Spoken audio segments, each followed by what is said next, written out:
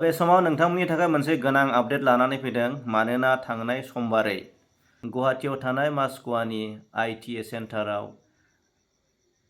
आसामनि गवर्नर लक्ष्मण प्रसाद आचार्यया गावनि आखाइजों बेखौ फोसावदों आरो ओइदिनखालि गोबां प्रमिनेन्ट लिडार्सफोरा बेयाव एटेन्ड खालामदों बाहागो लादों।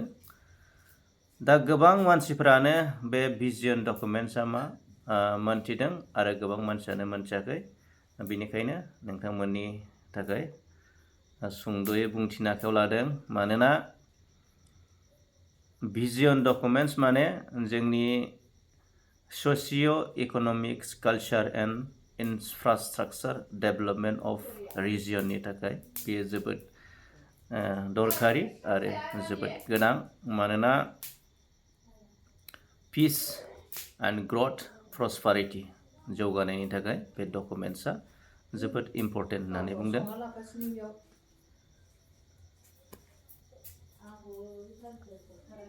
आरो नैबे प्रग्राम जोबनाय लोगो लोगोनो जोंनि बिटिआरनि CM मानगोनां प्रमद बर' सारा इंराजि रावजों माखासे बाथ्राखौ बिथाङा फोरमायदों बुंदों।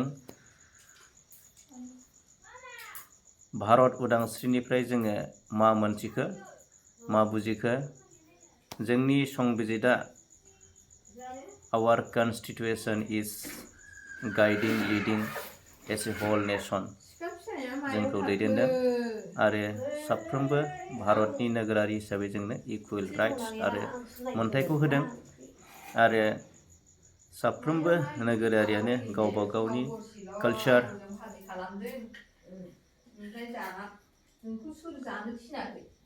अन आइडेन्टिटी गावबा गावनि कालचार आइडेन्टिटी सिनायथिजों थांनानै दं होननानै बिथाङा बुंदों।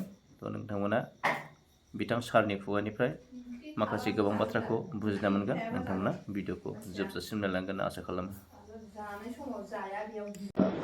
What we have realized since independence,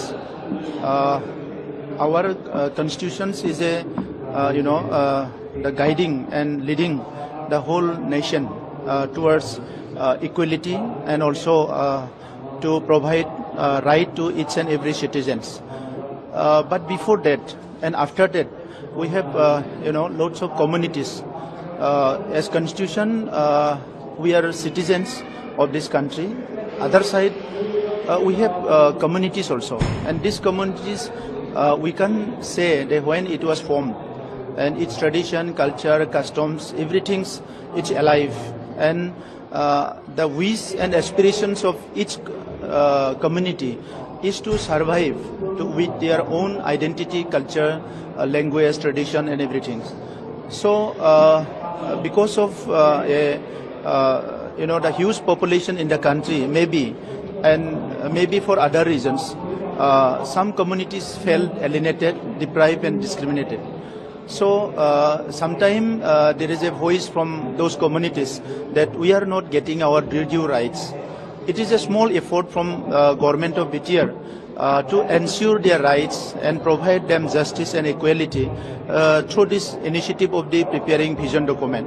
It is a two-way initiative. One is to give some focus activities to the communities, and other is to make a planning for government functionaries, government machineries, so they can realize and they can feel that these are the issues, these are the problems, these are the grievances, and these are the aspirations of the people that we need to bring it in the policy and also address it so that these people, the native people of the country, can live with their identity and culture with dignity, and they feel proud of our country.